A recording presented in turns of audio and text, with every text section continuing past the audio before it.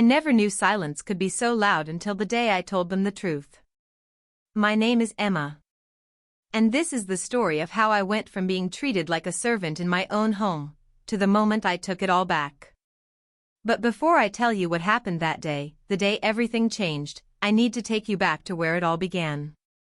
To the years of humiliation. The years of being invisible. The years I spent waiting.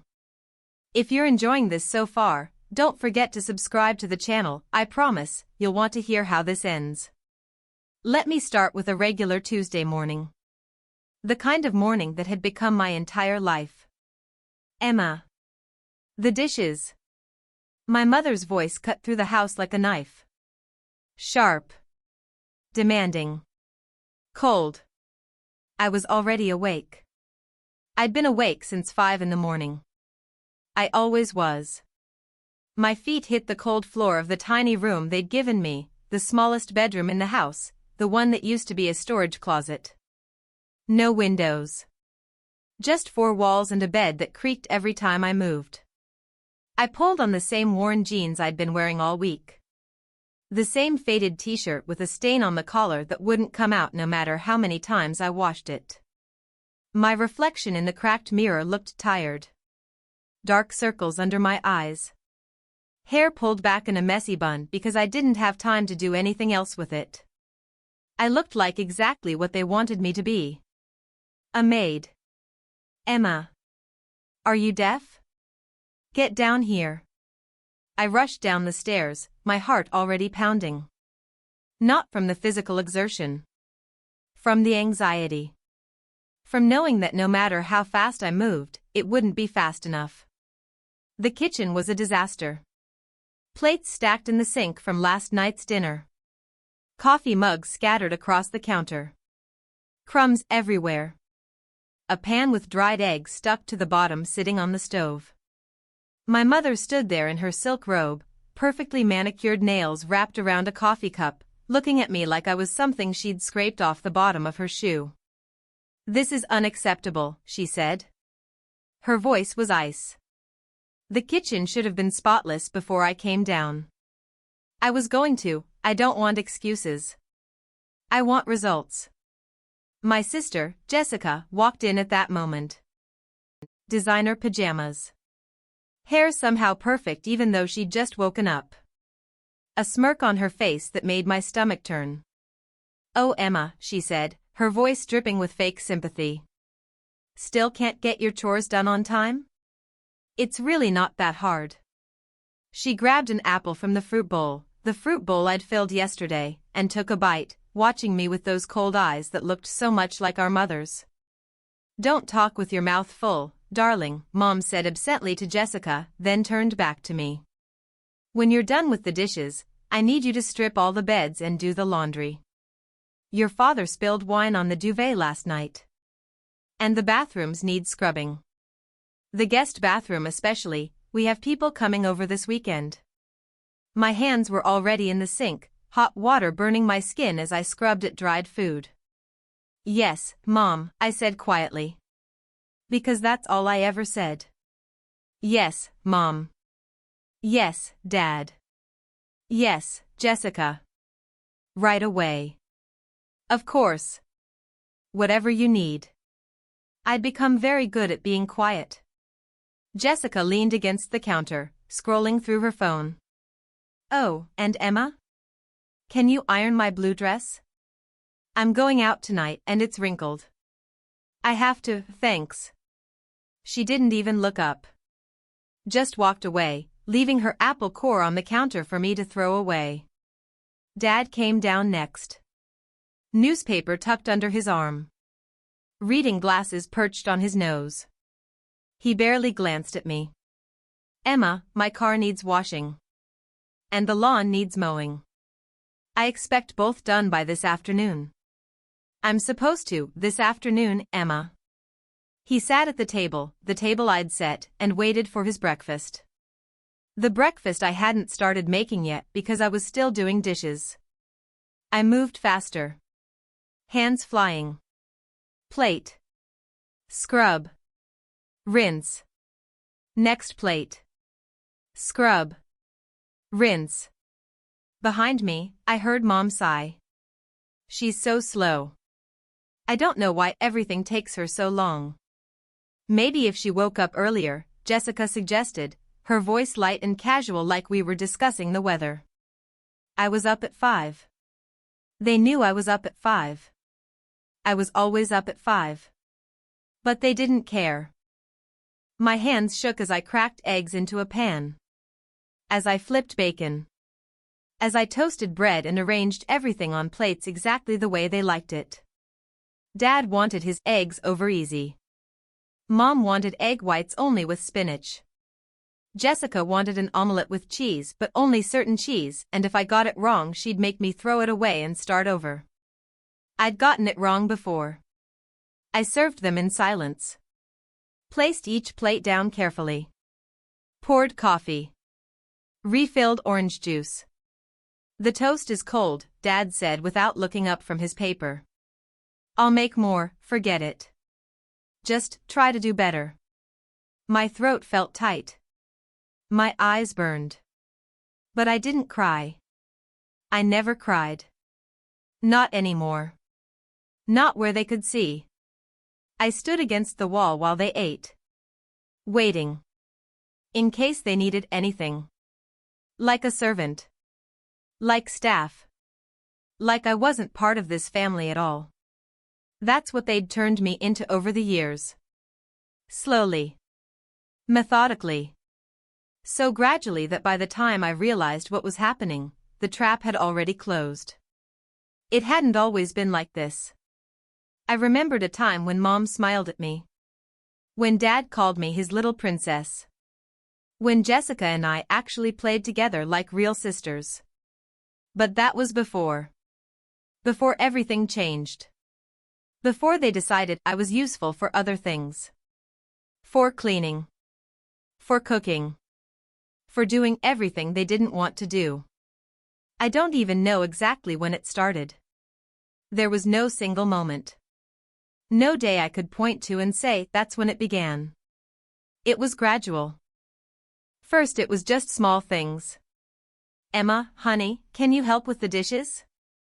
And I would, because that's what families do. They help each other. Then it became expected. The dishes were my job. Every night. Then came the laundry. Then the cleaning. Then the cooking. Then everything. And somewhere along the way, the please disappeared. The thank you vanished. The honey turned into just my name, said like a command. Jessica stopped seeing me as a sister and started seeing me as less. My parents stopped seeing me as a daughter. I became the help. And the worst part? I let it happen.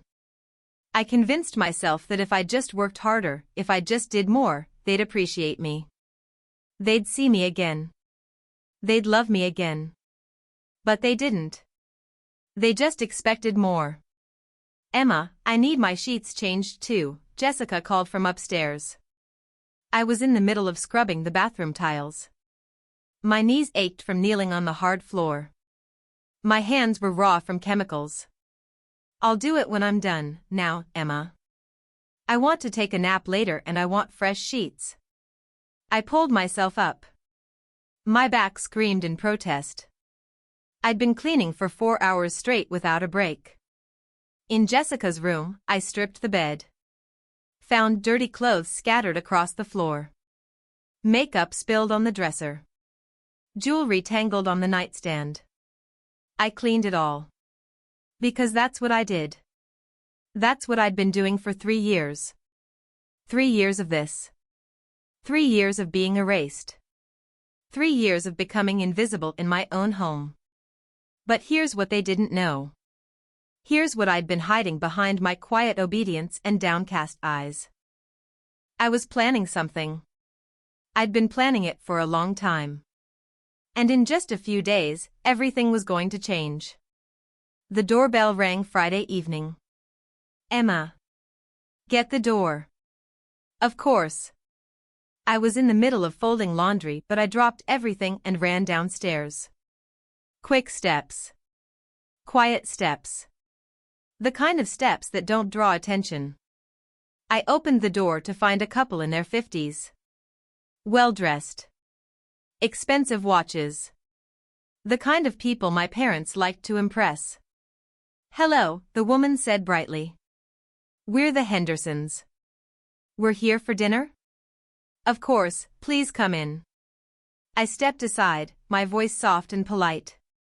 As they entered, I heard my mother's heels clicking across the hardwood floor. She appeared like a vision in a designer dress, her face transformed by a dazzling smile. "Margaret. Thomas. So wonderful to see you." She embraced them both, all warmth and charm. She hadn't smiled at me like that in years. "Emma, take their coats," Mom said without looking at me. "Yes, Mom." "Oh, is this your daughter?"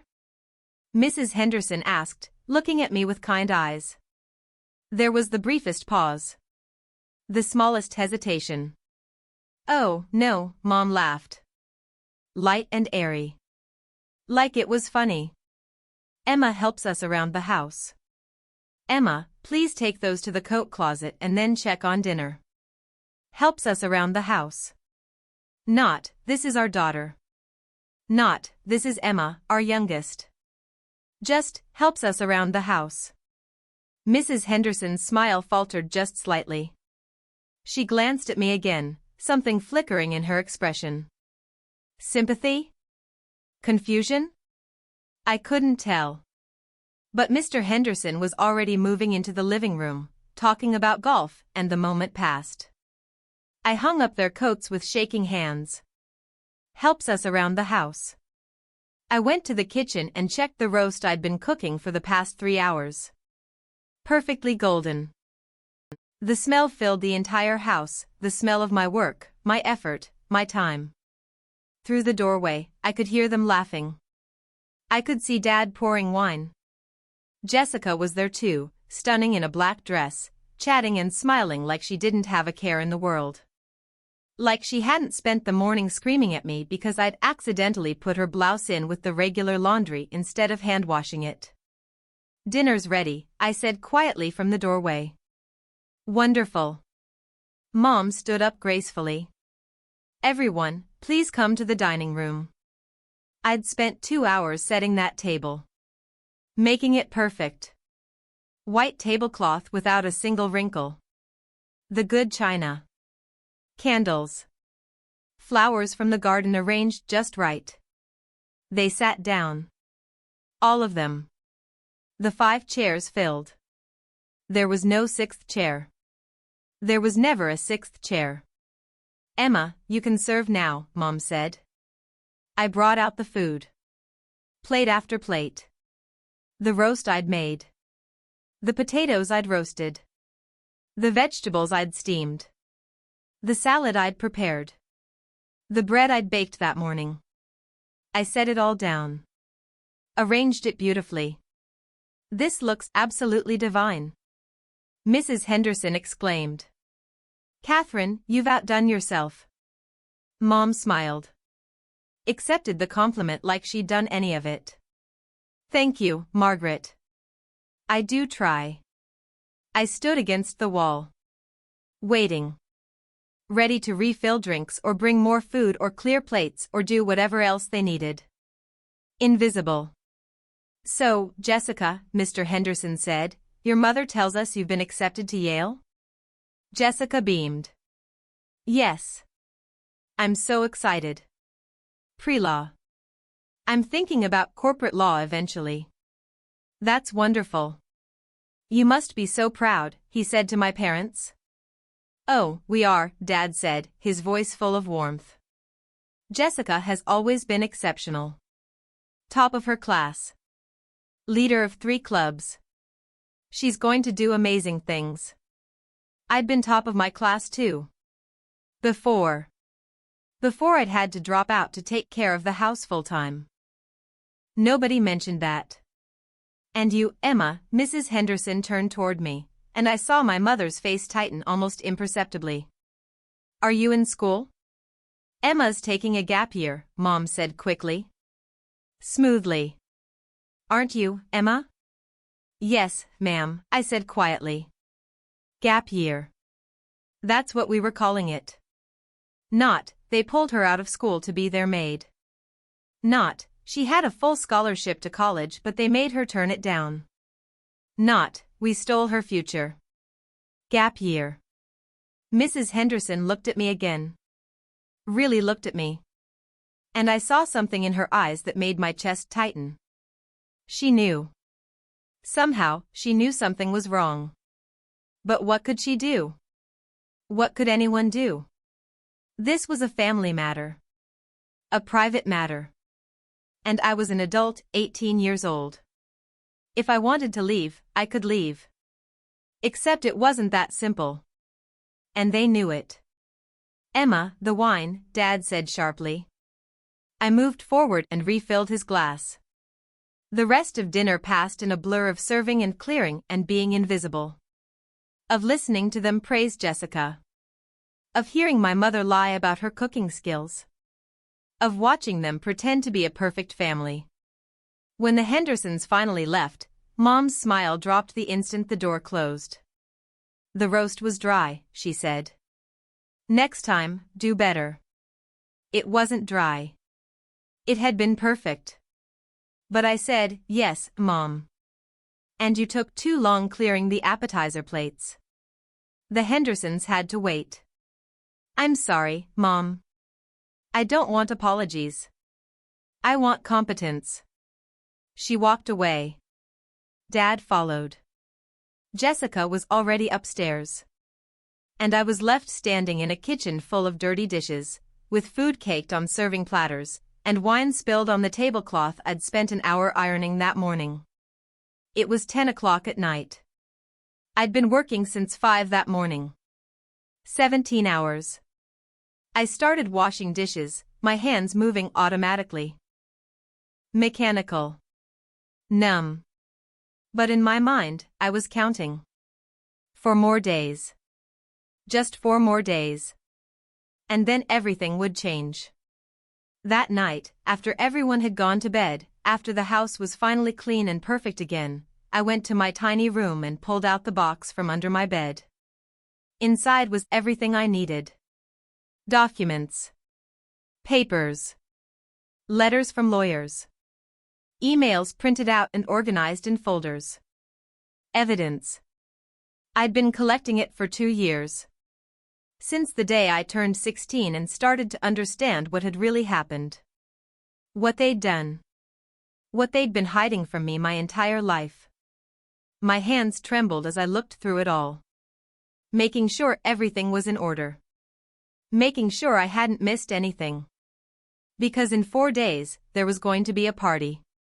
A big party. Dad's retirement party. He was retiring from his company after 35 years, and Mom had been planning this celebration for months. She'd invited everyone. His colleagues. Their friends. Extended family. The neighbors. Important people from the community. She wanted it to be perfect. She wanted to show off. She wanted everyone to see what a wonderful family they were. And I was going to let her. I was going to let her plan the perfect party in the perfect house with the perfect family. And then I was going to destroy it all. Because this house? This beautiful house they'd been living in for the past 10 years? The house they'd remodeled and decorated and shown off to everyone they knew? It wasn't theirs. It was mine. The next morning started the same as every other morning. My alarm went off at 5. My feet hit the cold floor. My reflection looked back at me from the cracked mirror. But today was different. Today, I looked at myself and I saw something I hadn't seen in years. I saw someone who was done being invisible. Emma. Coffee.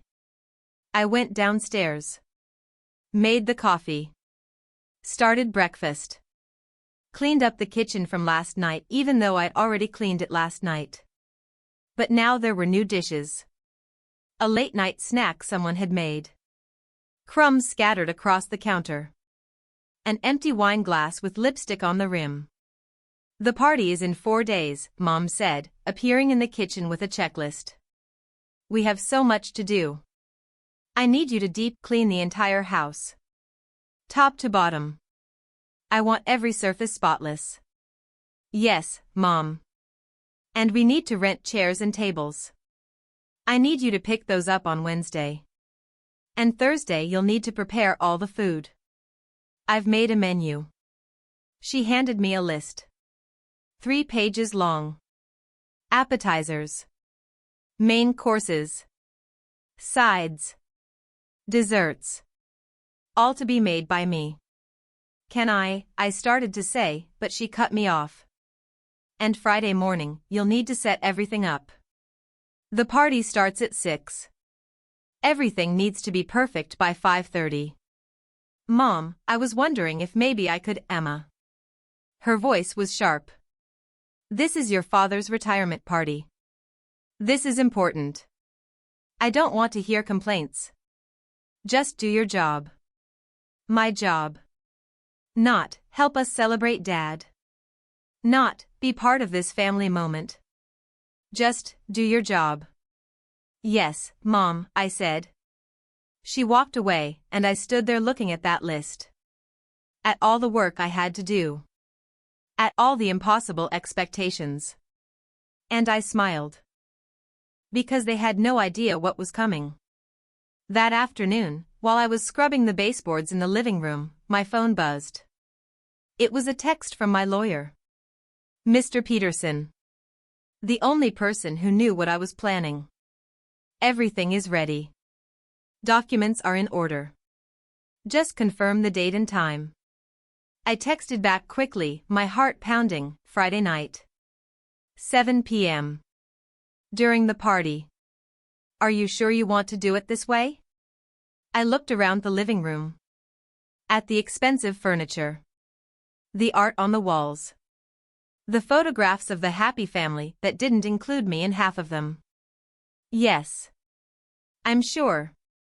Okay. I'll be there. Good luck, Emma.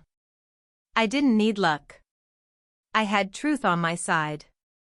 And the truth was about to come out. The next 3 days were a blur of cooking and cleaning and preparing. I barely slept. Barely ate. My body moved on autopilot while my mind stayed focused on what was coming. Wednesday, I picked up the rental chairs and tables. Loaded them into the truck by myself because Dad was too busy and Jessica had plans and Mom wasn't strong enough for manual labor. Thursday, I cooked. I started at 5 in the morning and didn't stop until midnight. Trays and trays of food. Appetizers that had to be assembled just right. A main course that required precise timing. Desserts that needed to be perfect. My feet ached. My back screamed. My hands were covered in burns from the oven and cuts from chopping. But I kept going. Because I knew. I knew that after tomorrow night, I would never have to do this again. Friday morning arrived. The day of the party. The day everything would change. I was up at 4. Not because anyone told me to be, but because I couldn't sleep. Adrenaline and anticipation kept me awake, my mind running through every detail of what was about to happen. By 5 o'clock, I was setting up the backyard. Stringing lights. Arranging tables. Setting out chairs. The sun rose slowly, painting the sky in shades of pink and orange. It was going to be a beautiful day. Perfect weather for a party. Perfect weather for the truth. Mom came outside at 8, coffee in hand, surveying my work with critical eyes. The tables need to be more evenly spaced, she said. And those lights are crooked. Fix it. Yes, Mom. I adjusted everything. Made it perfect. Because today, of all days, I needed everything to be perfect. Jessica appeared around 10, already dressed and made up. Emma, can you curl my hair? She asked. Not really asking. Commanding. I have to finish the food can wait. My hair is important. People are going to be taking pictures. So I curled her hair, strand by strand, making each curl perfect while she scrolled through her phone, not even looking at me. You know, she said casually, when I go to Yale, I'm going to get a place with a housekeeper. Someone to do all the stuff I don't want to do. Like you do for us. My hands didn't shake. My face didn't change. That sounds nice, I said quietly. It'll be amazing. I'll finally have freedom, you know? No responsibilities. Just focus on my studies and my social life. She had no idea. No idea that she'd been living with freedom this whole time. That someone else, me, had been carrying all her responsibilities. But she was about to learn. All done, I said, stepping back. She checked herself in the mirror. Good. Now go finish whatever else you need to do. And Emma? Try to stay out of sight during the party. Mom doesn't want you hovering. Of course she didn't. Can't have the help ruining the perfect family image. I'll do my best, I said. And I meant it. I would do my best. My best to expose everything. By 5:30, everything was ready. The backyard looked like something out of a magazine. Lights twinkling. Tables set with white linens. Flowers arranged in centerpieces. Food laid out in an impressive display. All my work. All my effort. All my pain. And they were going to take credit for all of it. Guests started arriving at 6. Cars pulling up. People dressed in cocktail attire. Laughter and conversation filling the air. I moved through the crowd like a ghost. Offering drinks. Collecting empty plates. Refilling food trays. Invisible. Catherine, this is stunning. I heard someone say to my mother. Oh, thank you. I've been planning it for months. It's been so much work, but it's worth it to celebrate Robert properly. Your work. Right. Dad was in his element. Shaking hands. Accepting congratulations. Telling stories about his career. Jessica was holding court with a group of younger people, probably her friends, all of them laughing and taking selfies. The perfect family. The perfect celebration. I checked my phone. 6:45. 15 minutes. My lawyer, Mr. Peterson, had texted, I'm outside. Ready when you are. I took a deep breath. This was it. This was the moment I'd been waiting for. I found Mom near the main table, talking to a group of her friends. Mom, I said quietly. Can I talk to you for a minute? All of you. It's important. She looked annoyed. Emma, I'm busy. Can't it wait? No, I said. And this time my voice was stronger. Firmer. It can't wait. I need everyone to hear this. Something in my tone made her pause. Made her really look at me for the first time in what felt like years. Fine, she said. But make it quick. I walked to the center of the backyard, where I could see everyone.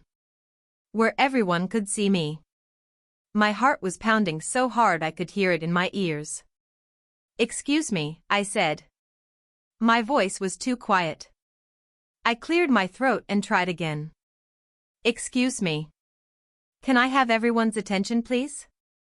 The conversations died down. Faces turned toward me. Confused. Curious. I saw my mother's face go tight. Saw my father frown. Saw Jessica look up from her phone with irritation. Emma, what are you doing? Mom hissed. I'm telling the truth, I said. And then I saw Mr. Peterson walking through the side gate, briefcase in hand, another man with him carrying what looked like official documents. Who are these people? Dad demanded, stepping forward. This is Mr. Peterson, my lawyer, I said clearly. And this is Mr. Chen from the county recorder's office. Your lawyer? Dad's face was turning red. What the hell is going on? I looked around at all the faces. At the guests who'd come to celebrate. At the neighbors who'd watched me become invisible. At the extended family who'd stopped asking about me years ago. At my parents and sister who'd treated me like a servant. I want to tell you all a story, I said. About this house. The house we're standing in right now. The house my parents have lived in for 10 years. The house they've remodeled and loved and shown off to everyone they know. Emma, Mom started, but I kept talking. This house originally belonged to my grandmother. Margaret Wells. Some of you might remember her. She died 11 years ago. I saw some heads nod. Some murmurs of recognition. What most of you don't know is that before she died, my grandmother changed her will. She left this house to me. To Emma Wells. Her granddaughter. I was 7 years old at the time. The silence was absolute now. The will specified that my parents could live in the house and maintain it until I turned 18. At which point, the house would legally become mine. Fully and completely. Dad's face had gone from red to pale. Mom looked like she might faint. That's not. Dad stammered. It's true, Mr. Peterson stepped forward. I have the will right here. Along with all the legal documents. Emma turned 18 6 months ago. As of that date, this house legally belongs to her. I watched the realization dawn on their faces. The horror. The shock. You've been living in my house, I said, my voice steady despite the emotion threatening to overwhelm me. For 10 years, you've been living in my house. And for the last 3 years, you've treated me like a servant in my own home. Now wait just a minute, Dad started, but I cut him off. No. You wait.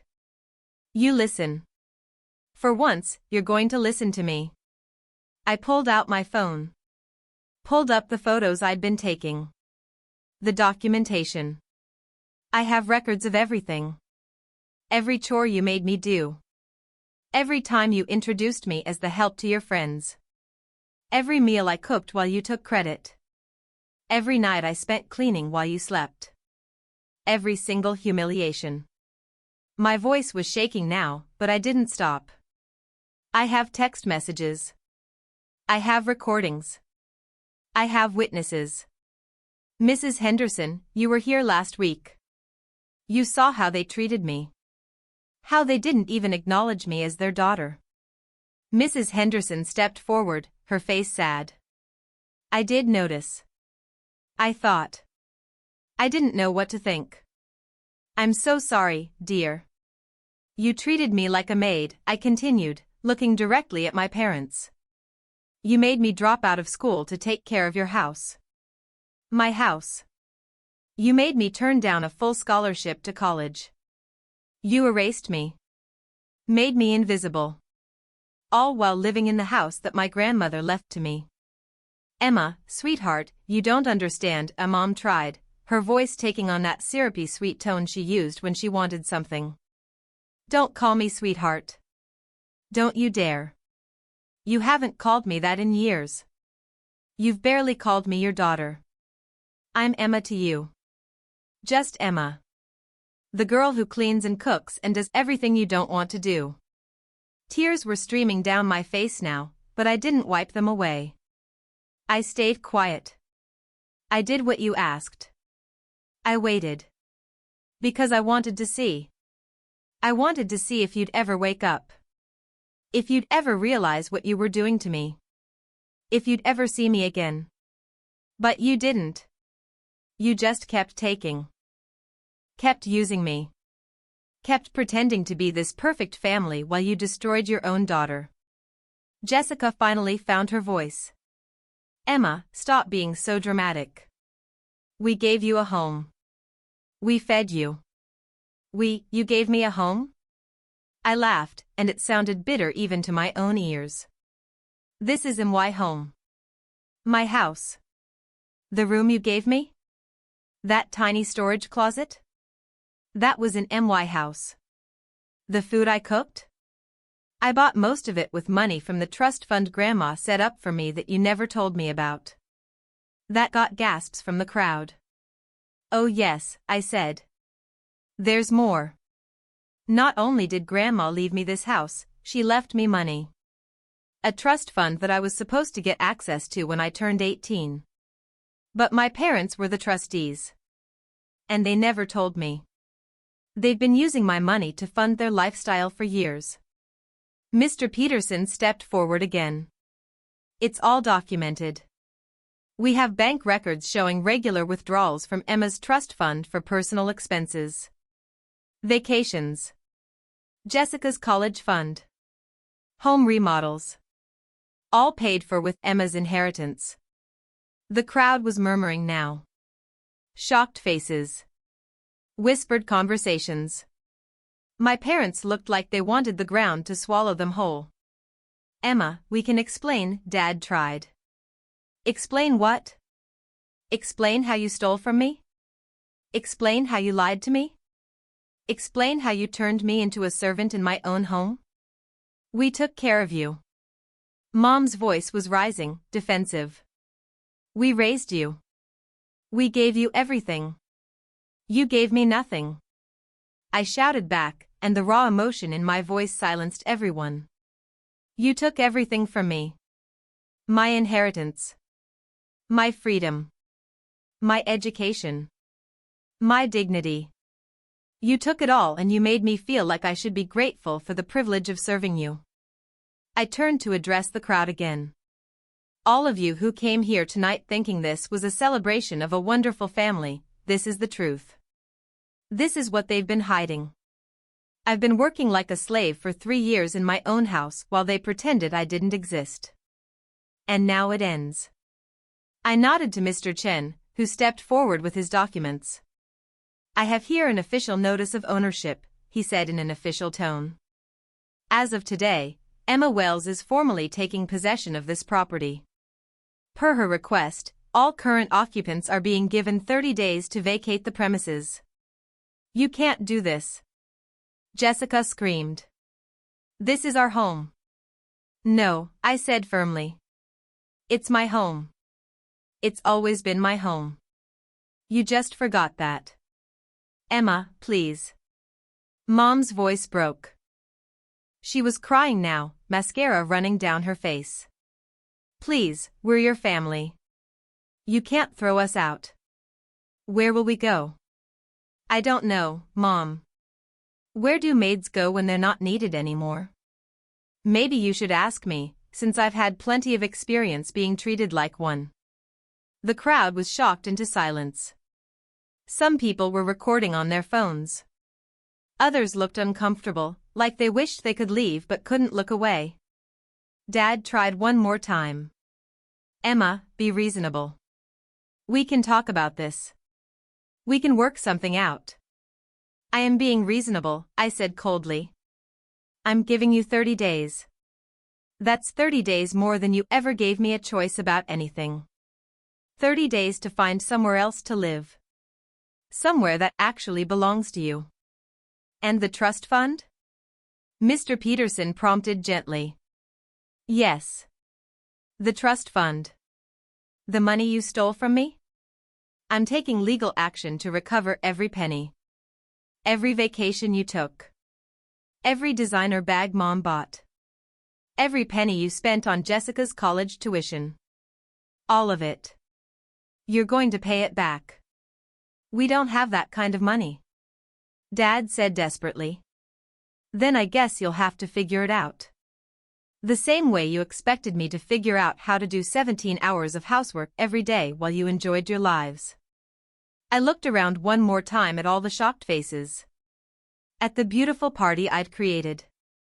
At the house that was finally, legally, officially mine. Party's over, I said. Everyone needs to leave. Now. People started moving slowly, gathering their things, whispering to each other. The expressions ranged from sympathy to shock to judgment, though I noticed most of the judgment was aimed at my parents, not me. Mrs. Henderson came up to me before she left. She took my hands in hers. "You're incredibly brave," she said quietly. "What they did to you was unconscionable. If you need anything, a place to stay, help with anything, please call me." She pressed a business card into my hand. "Thank you," I whispered. Others offered similar sentiments as they filed out. People I'd served food to. People who'd seen me treated like help and maybe hadn't thought much of it at the time. But now they knew. Now everyone knew. Within 30 minutes, the backyard was empty except for me, my parents, Jessica, and the 2 men I'd brought with me. "I'll need you to sign these," Mr. Peterson said, handing documents to my parents. Acknowledging the ownership transfer and agreeing to the 30-day move-out period. Dad's hands shook as he took the pen. "Emma, please. Don't do this. We're your family." I looked at him. Really looked at him. Saw the man who used to read me bedtime stories. Who used to call me his princess. Who used to make me feel loved. And saw the man who'd let all of that die. Who'd watched his daughter become a servant and did nothing. Who'd taken advantage of a child's love and twisted it into something ugly. "You stopped being my family the day you decided I was more useful as a maid than as a daughter," I said softly. "Sign the papers." He signed. Mom was still crying, but she signed too. Jessica refused. "I'm not signing anything. This is insane." "You're insane. You're 19, Jessica. Legally an adult. You don't have to sign. But you do have to leave. In 30 days, if you're still here, I'll have you forcibly removed." "I hate you," she screamed. "I hate you so much." "No," I said. "You just hate that you can't use me anymore." Mr. Peterson and Mr. Chen left shortly after, taking the signed documents with them.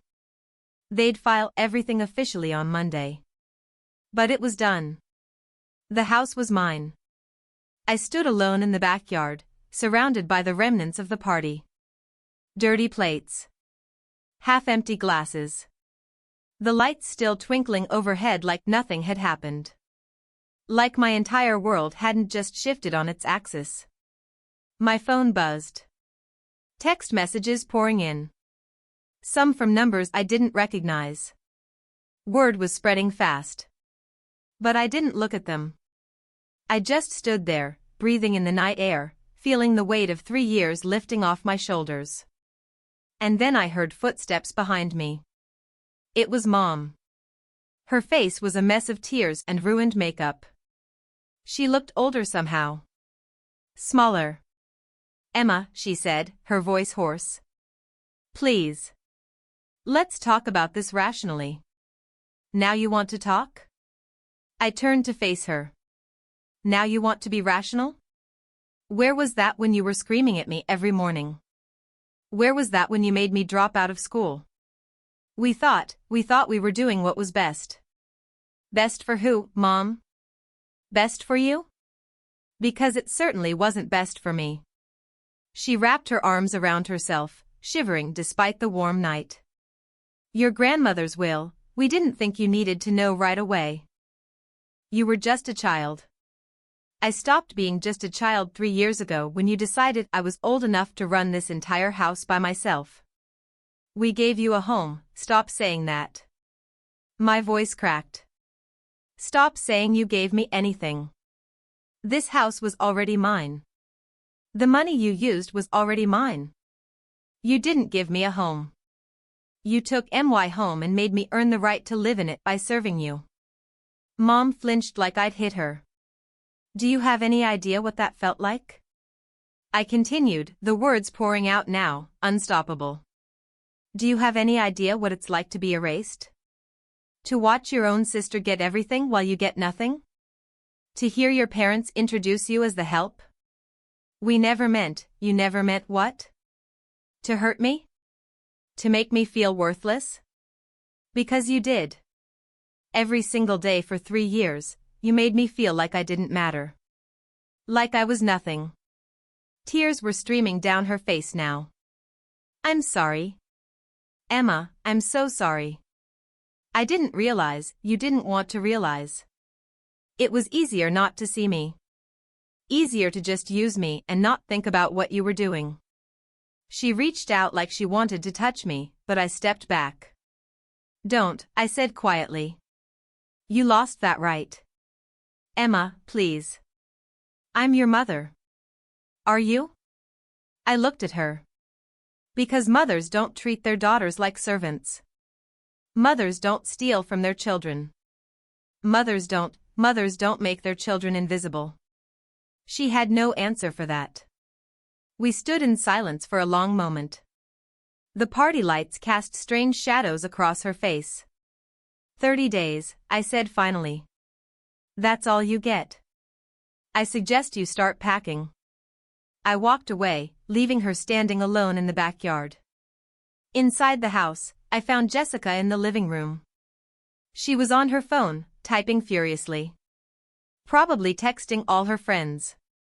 Probably spinning the story to make me the villain. Let her. I didn't care anymore. Dad was in his study, the door half open. I could see him sitting at his desk, head in his hands. For a moment, just a moment, I felt something twist in my chest. Something that might have been pity. Or sadness. Or grief for what we used to be. But then I remembered. I remembered being 7 years old and loving my family with everything I had. I remembered being 15 and slowly realizing I was becoming their servant. I remembered being 18 and having to choose between exposing them or continuing to live in silent suffering. The pity died. I went to my tiny room. The storage closet they'd given me. And I started packing my things. Because I wasn't staying in this room anymore. Tomorrow, I'd move into the master bedroom. My house. My rules. My life. Finally. That night, I barely slept. I lay in my small bed, staring at the ceiling, my mind replaying everything that had happened. The looks on their faces. The shocked gasps from the guests. The moment when I'd finally said the words I'd been holding inside for so long. This is my house. My phone wouldn't stop buzzing. Text after text. Some supportive. Some angry. Some confused. I turned it off. I needed silence. I needed to process what I'd done. Because even though I'd planned this for so long, even though I'd known exactly what I was going to say and do, the reality of it was overwhelming. I'd just destroyed my family. Or had they destroyed themselves? I kept coming back to that question. Had I been too harsh? Too cruel? Should I have tried talking to them first? Should I have given them a chance to change? But then I remembered Jessica curling her hair while I worked. I remembered Mom introducing me as the help. I remembered Dad ordering me around like I was staff. I remembered 3 years of being nothing. And I knew. I knew I'd made the right choice. Around 3 in the morning, I heard crying. It was coming from my parents' room. My mother's voice, sobbing. My father's lower voice trying to comfort her. Part of me wanted to feel guilty. Part of me wanted to run to them and take it all back and say it was okay, we could work it out, we could be a family again. But that part was small. And getting smaller. Because we couldn't be a family again. We'd never really been one. Not for years. I pulled the blanket over my head and tried to drown out the sound. Saturday morning came too soon. I woke up exhausted, my eyes puffy from the few tears I'd allowed myself in the dark. My body ached from all the work I'd done preparing for the party. The party that had ended in explosion and revelation. I dragged myself out of bed and opened my door, steeling myself for whatever was waiting. The house was eerily quiet. I went downstairs slowly. Cautiously. The kitchen was a disaster. Dishes everywhere from the party. Food left out. Garbage overflowing. Usually, I'd clean it up immediately. Automatically. But today? Today I walked right past it. Not my problem anymore. I made myself coffee and sat at the kitchen table. At the table where I'd served so many meals but never been invited to eat. It felt strange. Wrong almost. But also, right. Jessica appeared in the doorway, still in her pajamas. Her eyes were red and puffy. She'd been crying too. "There's no breakfast," she said, her voice small. "No," I said simply. "But, you always make breakfast." "I'm not making breakfast anymore." "If you want breakfast, make it yourself." She stared at me like I'd spoken a foreign language. "I don't know how." "Then you should probably learn." She stood there for a long moment, looking lost. Then she turned and went back upstairs. I sipped my coffee. It tasted like freedom. Mom came down next. She looked terrible. Worse than I'd ever seen her. Her hair was unwashed. No makeup. Wearing a robe that had seen better days. She stopped when she saw me sitting at the table. "Emma," she said softly. "Mom." An awkward silence stretched between us. "About last night," she started. "What about it?" You humiliated us." "In front of everyone." I looked at her. Really looked at her. "And you didn't humiliate me?" "Every day for 3 years, you humiliated me." "But it didn't matter because no one was watching, right?" She flinched. It wasn't like that." "Then what was it like, Mom?" "Explain it to me. Help me understand how treating your daughter like a maid was somehow okay." "We didn't treat you like a maid." I laughed. It sounded harsh even to my own ears. "Are you serious right now? Are you actually going to stand there and tell me you didn't treat me like a maid? You were helping the family, helping?" "Helping?" I stood up, the chair scraping against the floor. "Helping is doing the dishes after dinner sometimes. Helping is taking out the trash. Helping is not working 17 hours a day, 7 days a week, with no breaks, no thanks, and no recognition." My voice was rising but I couldn't stop it. Helping is not being pulled out of school. Helping is not having to turn down a college scholarship. Helping is not being introduced to your friends as the help. I never said, you did. Last Friday. The Hendersons asked if I was your daughter and you said I'd help around the house. Not your daughter. Not Emma. Just someone who helps. Mom's face crumpled. I didn't mean it like that. How did you mean it then? How else could that possibly be interpreted? She had no answer. That's what I thought, I said, sitting back down. You can tell yourself whatever story you want, Mom.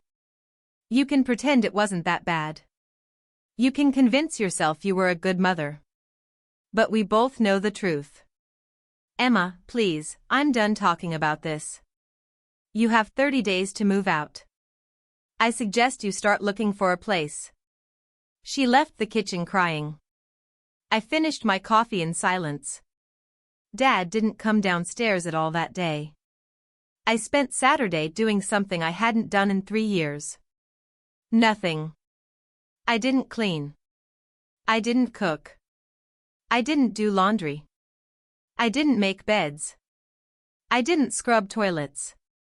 I sat on the couch in the living room, the couch I'd vacuumed 100 times but never sat on, and I watched TV. Mindless shows. Reality TV. Stupid comedies. It felt surreal. Around noon, I heard Jessica in the kitchen, trying to make food.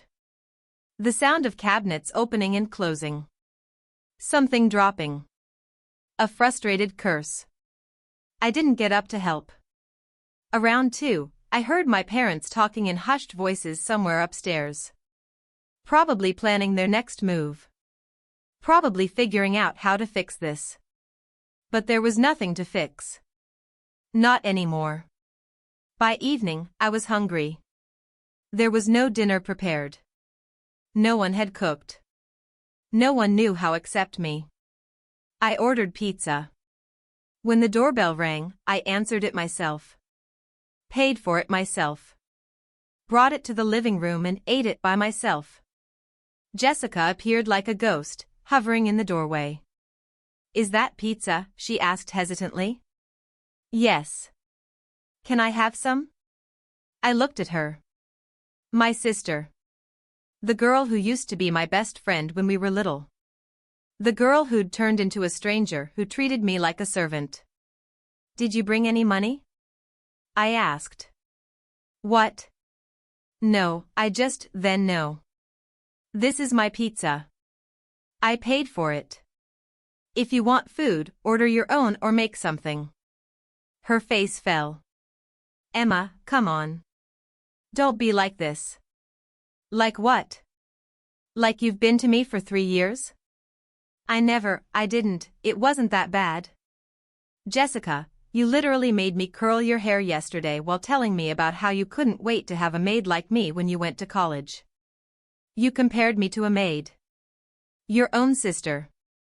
She had the grace to look ashamed. "I didn't mean," everyone keeps saying they didn't mean it. But you all did it. Over and over.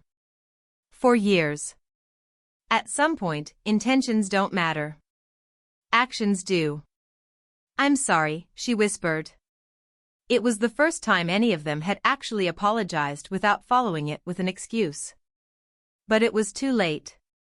"I know," I said. "But sorry doesn't change what happened. Sorry doesn't give me back 3 years of my life." She stood there for a moment longer, then turned and left. I ate my pizza alone. And tried not to feel guilty about it. Sunday morning, I woke up late. 9 o'clock. 9 o'clock. I couldn't remember the last time I'd slept past 5. It felt glorious. I stretched in bed, taking my time. No one yelling for me. No urgent tasks. No demanding voices. Just silence. I got up slowly and went downstairs. The kitchen was still a mess from the party. Dishes piled everywhere. Food dried and stuck to plates. I walked past it all and made myself breakfast. Eggs. Toast. Fresh fruit. Coffee. I sat at the table and ate slowly, savoring every bite. Through the window, I could see the backyard. The tables and chairs were still set up. The decorations hanging. All evidence of the party that had ended in disaster. I'd have to clean it up eventually. But not today. Today I was still learning how to just be. My phone buzzed. I'd turned it back on that morning. It was a message from Mrs. Henderson. "Emma, I wanted to check on you. Are you okay? What you did took incredible courage. Please let me know if you need anything at all." I smiled and typed back, "I'm okay. Thank you for your kindness. It means more than you know." Other messages came in. Some from people at the party. Some from old friends who'd heard about what happened through the gossip chain. Most were supportive. A few were less so. "You can't just throw your parents out. That's cruel. Family should forgive family. You're being selfish. They raised you." I deleted those messages without responding. Because they didn't understand. They didn't know what it was like. And I didn't owe them explanations. Around noon, there was a knock on my bedroom door. I'd moved into the master bedroom that morning. The room my parents had been sleeping in. The biggest room in the house. The room with the ensuite bathroom and the walk-in closet and the view of the garden. The room that should have been mine 3 years ago. "Come in," I called. It was Dad. He looked awful. Unshaven. Disheveled. Lost. Emma, he said. We need to talk. About what? About this. About everything. Please. Just give me 5 minutes. I gestured to the chair by the window. He sat down heavily, like his bones were too tired to hold him up. I've been thinking, he said slowly. About what you said. About how we treated you. I waited. And I want you to know that we never intended to hurt you. We thought we were doing the right thing. The right thing? I kept my voice neutral. How was treating me like a maid the right thing? It started so small, he said, his voice tired. Just asking you to help out a little. And then it became normal. And then it became expected. And somewhere along the way, I stopped seeing it for what it was. Which was? Abuse, he said quietly. We abused you, Emma. I see that now. I don't know how I didn't see it before, but I see it now. I felt something crack in my chest.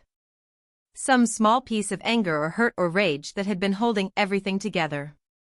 Because he saw it. Finally, someone saw it. Why? I asked, my voice breaking. Why did you do it? Was I not good enough to be your daughter? Did I do something wrong? No. He looked up sharply, and I saw tears in his eyes.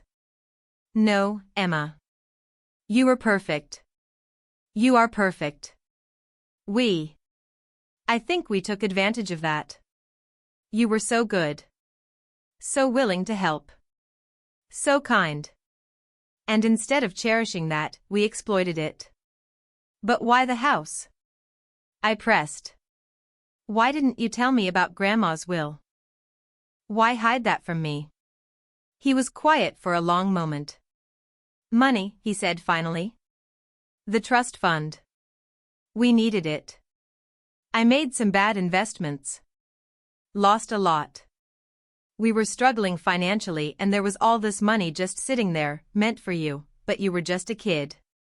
We told ourselves we'd pay it back. That it was borrowing, not stealing. But you never paid it back. No. We just kept taking. And the more we took, the harder it became to admit what we'd done. So we justified it. Told ourselves we deserved it for raising you. For housing you. For feeding you. In my own house, I said. With my own money. Yes. He dropped his head into his hands. I know how it sounds. I know what we did. And I don't expect you to forgive us. But I need you to know that I'm sorry. I'm so sorry, Emma. I watched him cry. My father. The man who'd taught me to ride a bike. Who'd carried me on his shoulders.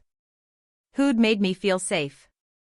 The same man who'd stolen from me and used me and made me invisible. I'm sorry too, I said softly. He looked up, hope flickering in his eyes. I'm sorry that sorry isn't enough, I continued. I'm sorry that you didn't figure this out 3 years ago. I'm sorry that it took me humiliating you in front of everyone for you to see what you were doing. I'm sorry that we can't go back and fix this. The hope died. But mostly, I said, I'm sorry that I still love you. Because it would be so much easier if I didn't. If I could just hate you and move on. But I can't. Because you're still my dad. And that makes this so much harder. We sat in silence for a long time. 30 days, I said eventually. That's all I can give you. I wish I could give you more. I wish we could figure out a way to fix this. But I can't live like that anymore, Dad. I can't go back to being invisible. I understand, he whispered. He stood up slowly, like an old man, and walked to the door. Emma, he said, turning back. Yeah? For what it's worth, I'm proud of you. For standing up for yourself. For having the courage to do what you did. I raised you to be strong and independent, and somewhere along the way I forgot that. But you didn't. You stayed strong even when we tried to break you. He left before I could respond. I sat in my new bedroom, in the house that was finally mine, and I cried. Not from sadness. Not from anger. Just from the sheer weight of everything. The next few weeks passed in a strange blur. My parents started packing. Slowly at first, like they were still hoping I'd change my mind. Then more urgently as the days counted down. Jessica barely spoke to me. She'd gone to stay with a friend most of the time, coming back only to pack her things. I stayed out of their way mostly. Let them sort through their belongings. Let them figure out where they were going. I'd learned through Mr. Peterson that they'd found an apartment across town. Something small. Something they could actually afford. They were also selling a lot of their things. Expensive furniture. Jewelry. Designer clothes. Trying to raise money to pay me back. It wouldn't be enough. Not even close. But it was something. I started making changes to the house. Small things at first. Painting over the wall colors I'd never liked. Replacing the curtains. Getting rid of the decorations that were my mother's taste but not mine. Reclaiming the space. Making it actually mine. I also enrolled back in school. Online classes for now. Working toward my GED so I could eventually apply to college. The scholarship I'd turned down 3 years ago was gone. But there would be others. I had time now. I had freedom. One evening, about 2 weeks after the party, I was in the kitchen making dinner, just for myself, when Mom came in. She'd been avoiding me mostly. We'd barely spoken since that first weekend. "Emma," she said. "Can we talk?" I turned off the stove. "Okay." She sat down at the table, fidgeting with her hands. She looked nervous. Uncertain.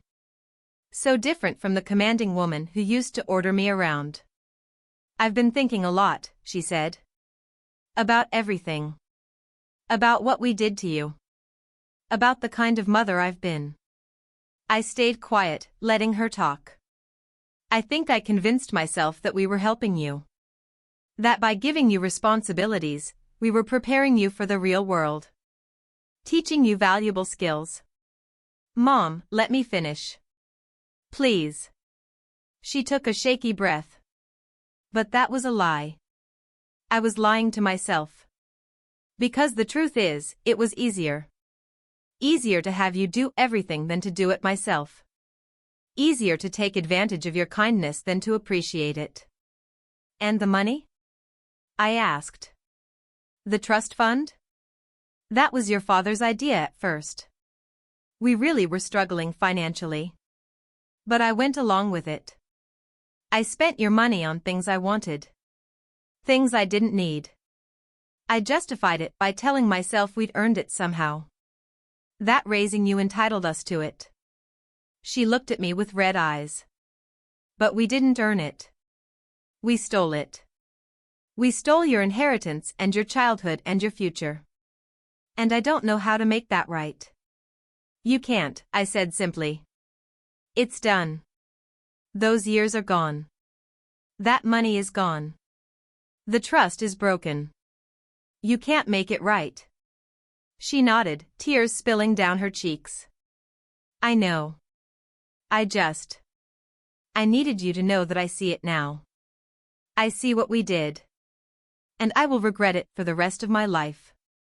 Part of me wanted to comfort her. To say it was okay. To forgive her and move forward. But I couldn't. Not yet. Maybe not ever. "I believe you," I said instead. "I believe that you're sorry. I believe that you regret it. But belief and forgiveness aren't the same thing." "I know. Maybe someday," I said. "Maybe someday I'll be able to forgive you. But right now, I need distance. I need space to figure out who I am when I'm not serving you." She nodded again. "I understand." "And Emma?" For what it's worth, I love you. I know I have a terrible way of showing it. But I do love you. I love you too, Mom, I said, and I meant it.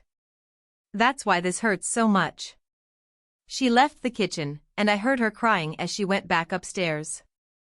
I finished making my dinner alone. The 30th day arrived faster than I expected. I woke up that morning knowing this was it. The last day my parents would be in the house. My house. I got up and went downstairs. Found them in the living room, surrounded by boxes and suitcases. Dad was loading things into a rental truck parked in the driveway. Mom was doing a final walkthrough, making sure they hadn't forgotten anything. Jessica was sitting on the stairs, looking small and lost. Is this everything? I asked. Dad nodded. Yeah. We're almost done. Okay. Awkward silence. What do you say in a moment like this? How do you say goodbye to your family when they're not really saying goodbye but being forced to leave? The apartment is nice, Mom said, trying to fill the silence. Small, but nice. It'll be an adjustment, but we'll manage. Good. More silence. Jessica finally stood up. I leave for Yale in 2 weeks, she said to no one in particular. I'll stay with a friend until then. Okay, I said. She looked at me. Really looked at me.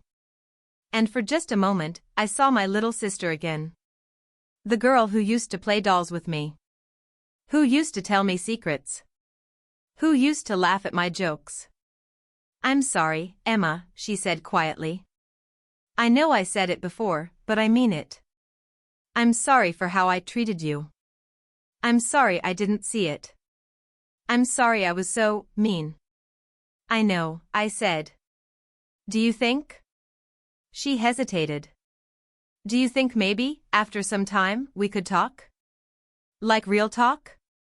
Maybe try to be sisters again? I thought about it. Thought about the years of cruelty. The years of being looked down on. The years of being nothing in her eyes. But I also thought about the years before that. The good years. The years when we loved each other. Maybe, I said finally. Not now. But maybe someday. She nodded, tears in her eyes. Okay. That's more than I deserve. She walked past me and out to the truck. Dad came back in for the last box. He paused in the doorway. We'll be in touch about the money, he said.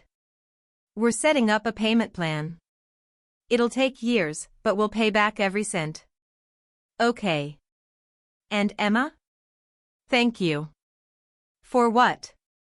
For not pressing criminal charges. Mr. Peterson said you could have. For the theft. The fraud. You could have sent us to jail. I hadn't thought about it like that.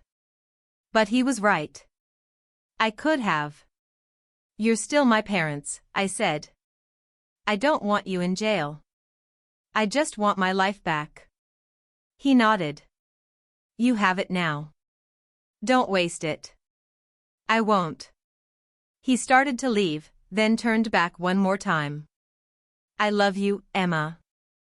I know I failed you. But I love you. I love you too, Dad. And I did. Despite everything. Despite the hurt and the anger and the betrayal. I still loved them. That was the worst part. Mom was last. She stood in the foyer, looking around at the house one final time. I remodeled this entire place, she said softly. Chose every paint color. Every piece of furniture.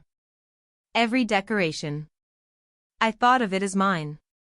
But it never was, I said. No. It never was. She looked at me. Take care of it, Emma. It's a beautiful house. Your grandmother would be proud to know you have it. I will. She reached out like she wanted to hug me, then seemed to think better of it. Goodbye, Emma. Goodbye, Mom. I watched them drive away. Watched the truck pull out of the driveway and disappear down the street. Watched my family leave the house that had always been mine but never felt like it. And then I closed the door. I walked through the empty rooms. They'd taken most of the furniture. Most of the decorations. The house felt cavernous and bare. But it was mine. All mine. I went to the living room and sat on the floor, because there was no couch left to sit on. And I finally let myself feel everything I'd been holding back. The grief. The anger. The sadness. The relief. The freedom. The guilt. The love. The hate. All of it. I cried for hours. Cried for the family we used to be. Cried for the years I'd lost. Cried for the relationship that would never be the same. But also cried from relief. Because it was over. The nightmare was over. I was free. The first few weeks alone in the house were strange. I had to learn how to live for myself. How to make decisions based on what I wanted, not what someone else needed. What did I want for dinner? No idea. I'd spent 3 years making what everyone else wanted. What did I want to watch on TV? No clue. I'd never had time to watch TV before. How did I want to spend my day? I had no idea how to answer that question. It was disorienting and freeing and terrifying all at once. I started therapy. Found a therapist who specialized in family trauma and abuse. Started working through everything that had happened. You're experiencing a kind of grief, my therapist explained in one of our early sessions. Grief for the family you thought you had. For the childhood you should have had. For the relationship you wanted with your parents and sister. But they're not dead, I said. They're just gone. Sometimes the loss of a relationship can feel like a death. You're mourning what could have been. That made sense. I was mourning. Mourning the mother who used to braid my hair. Mourning the father who used to make me laugh. Mourning the sister who used to be my best friend. Mourning the family we could have been if they'd just seen me. But I was also healing. Slowly. Gradually. Learning who Emma was when she wasn't serving everyone else. I discovered I liked painting. Actual painting, with canvas and brushes and colors. I'd never had time for hobbies before. I discovered I was good at math. Really good. Good enough that I started thinking about majoring in it when I went to college. I discovered I liked quiet.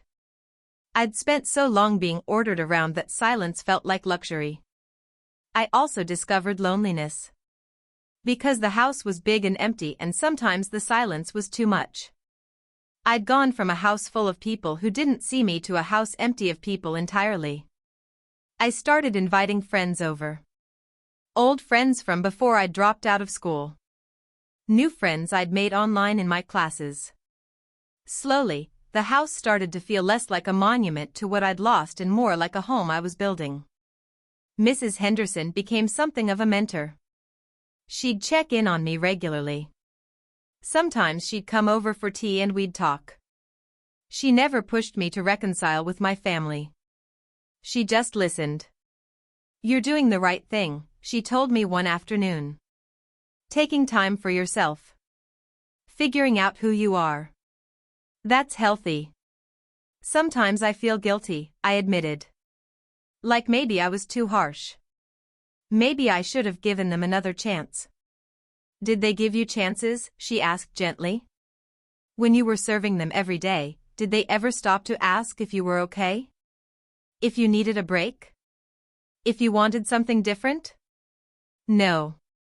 "Then you have nothing to feel guilty about. You set a boundary. A very necessary boundary. And they're experiencing the consequences of their own actions." That helped. Hearing someone else validate what I'd done. Hearing that I wasn't crazy or cruel or wrong. I was just protecting myself. 3 months after they moved out, I got a letter from Jessica. It came in a simple envelope. No return address. Just my name written in her handwriting. I almost threw it away without opening it. But curiosity won. Inside was a 3-page letter. Dear Emma, it began. I've started therapy. Yale offers counseling services and I've been going twice a week. My therapist suggested I write you this letter. Not to send, necessarily. Just to process my feelings. But I decided to send it anyway because you deserve to know. I've been thinking a lot about how we treated you. How I treated you. And the more I think about it, the more horrified I am. I remember the day everything changed. Or at least, the day I remember it changing. I was 14 and you were 15. Mom asked you to do the dishes and you did them without complaining. And I remember thinking, why should I do chores when Emma will do them? That was the first time I consciously decided to let you do my work for me. And then it became a pattern. Then it became normal. Then it became expected. I stopped seeing you as my sister and started seeing you as... I don't even know what. Someone who existed to make my life easier. Someone whose purpose was to serve. And the worst part is, I didn't even realize what I was doing. Or maybe I did realize and I just didn't care. I was selfish and spoiled and cruel. When you stood up at Dad's party and told everyone the truth, I was so angry. I felt humiliated. Betrayed. I thought you were the bad guy for exposing us. But you weren't. We were the bad guys. Mom and Dad and me. We were the villains in your story. And I hate that. I hate that I became someone who hurt you. Someone who used you. Someone you had to escape from. I'm sorry, Emma. I know I said it that last day, but I need to say it again. I'm so sorry. I don't expect you to forgive me. I don't expect you to want a relationship with me. But I needed you to know that I see what I did. I see how I hurt you. And I will spend the rest of my life trying to be better. You deserved a better sister. You deserved a better family. I hope you're doing okay. I hope you're happy. I hope you're finally getting to live the life you should have had all along. With love and regret, Jessica. I read the letter 3 times. Then I put it in a drawer and didn't know what to do with it. What do you do when someone apologizes for years of abuse? When they acknowledge what they did and express genuine remorse? Do you forgive them? Do you forget? Do you try again? Or do you protect yourself and keep the distance you've built? I didn't know. So I did nothing. I kept the letter, but I didn't respond. Not yet. Maybe not ever. 5 months after the party, I ran into Mom at the grocery store. I'd been avoiding places I knew they might be. But I'd let my guard down. Needed milk. Ran to the store closest to the house. And there she was, in the dairy aisle, looking thinner than I remembered. Older. We locked eyes. For a moment, neither of us moved. Then she smiled. Small and tentative. Emma. Hi. Hi, Mom. How are you? I'm good. You? We're managing. The apartment is small but it's okay. Your father got a new job. Less money, but it's something. That's good. Awkward silence. You look good, she said. Thanks. You too. That was a lie. She looked tired. Worn down. But what else do you say? I've been meaning to call, she said. But I wasn't sure if you'd want to hear from me. I don't know if I would, I admitted. I'm still figuring things out. She nodded. I understand. Take all the time you need. We'll be here. Whenever you're ready. If you're ever ready. Okay. Another silence. This one heavier. I'm really proud of you, Emma, she said suddenly.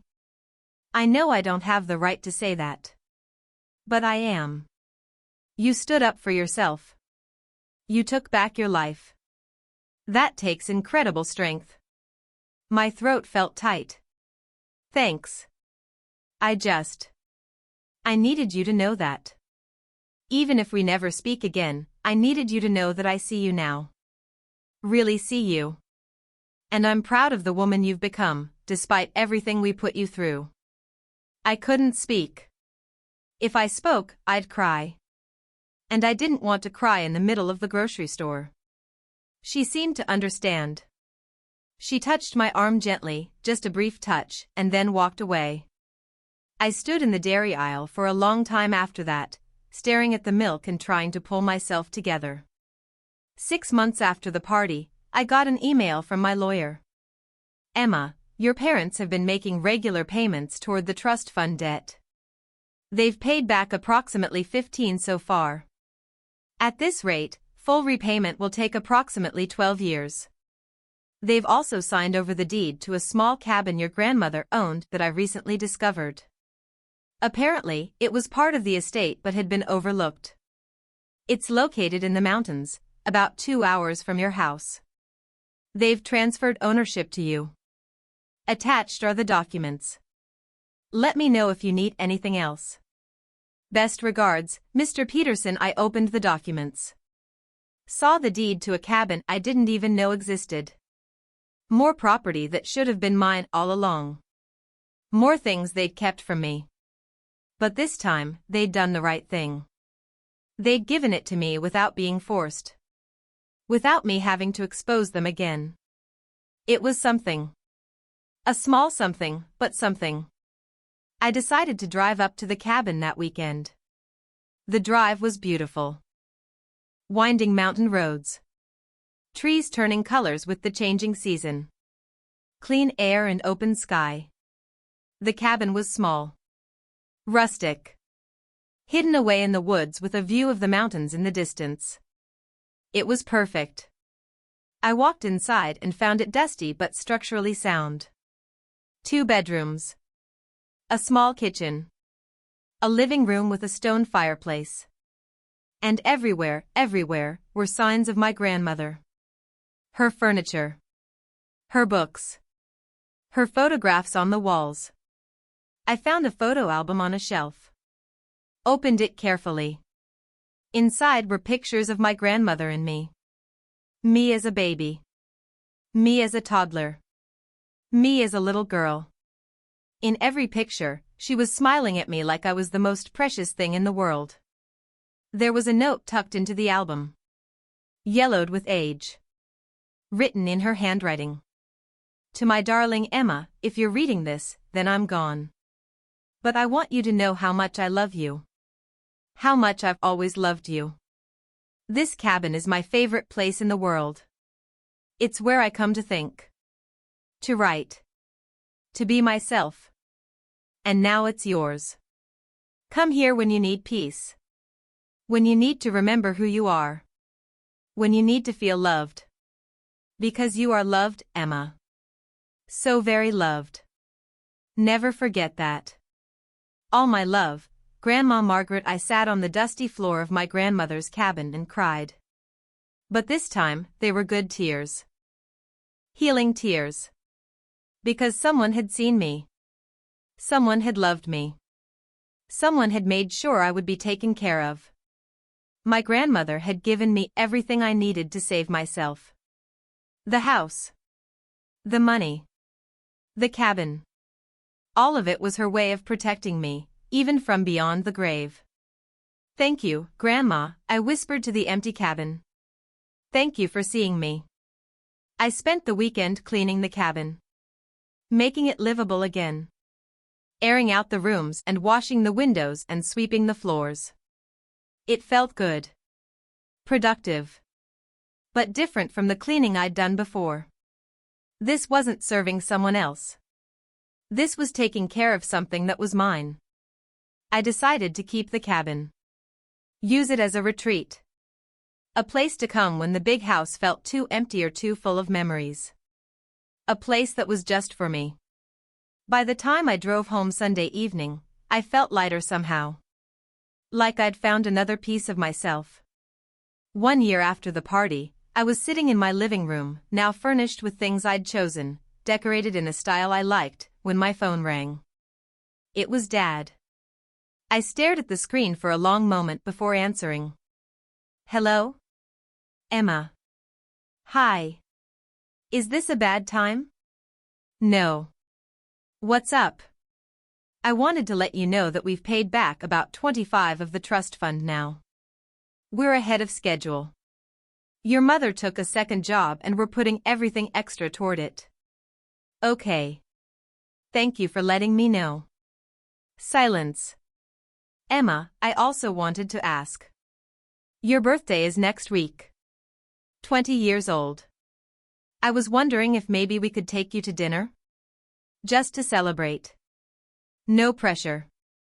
I understand if you say no. My birthday. I'd honestly forgotten about it. So much had happened in the past year that birthdays seemed insignificant. I don't know, Dad. Please. Just think about it. We'd really like to see you. To celebrate with you. We'll go wherever you want. Whatever makes you comfortable. I thought about it. Thought about the letter from Jessica. The encounter with Mom. The year of distance and healing. Thought about whether I was ready. Can I let you know in a few days? I asked. Of course. Take all the time you need. After we hung up, I called my therapist. I think they want back in, I said. They're making payments. They're respecting boundaries. And now they want to have dinner for my birthday. How do you feel about that? She asked. I don't know. Confused. Part of me wants to see them. Part of me wants to keep the distance. Both of those feelings are valid, she said. What do you need from them if you do see them? That was the question, wasn't it? What did I need? I need them to keep respecting my boundaries, I said slowly. I need them to not expect everything to go back to normal. I need them to understand that forgiveness doesn't mean forgetting. Those are all reasonable needs. And if they can't meet them? Then I walk away again. Exactly. You have the power now, Emma. You get to decide what this relationship looks like. If it exists at all. That felt good to hear. I had the power. Not them. Me. I called Dad back 2 days later. I'll have dinner with you, I said. But I have conditions. Anything. It's just dinner. One meal. It doesn't mean everything is forgiven or forgotten. It doesn't mean we're a family again. It just means we're trying. Understood. And if anyone, any of you, makes me feel like the help, or treats me like I'm less than, or tries to guilt me about what happened, I'm leaving. Immediately. That won't happen. I promise. Okay. Then yes. Dinner. Thank you, Emma. Thank you so much. The restaurant was nice but not fancy. Neutral territory. Public enough that I felt safe but private enough that we could talk. I got there first. Chose a table. Ordered water. My hands were shaking. They arrived together. Mom, Dad, and Jessica, who was home from Yale for the weekend. They all looked nervous.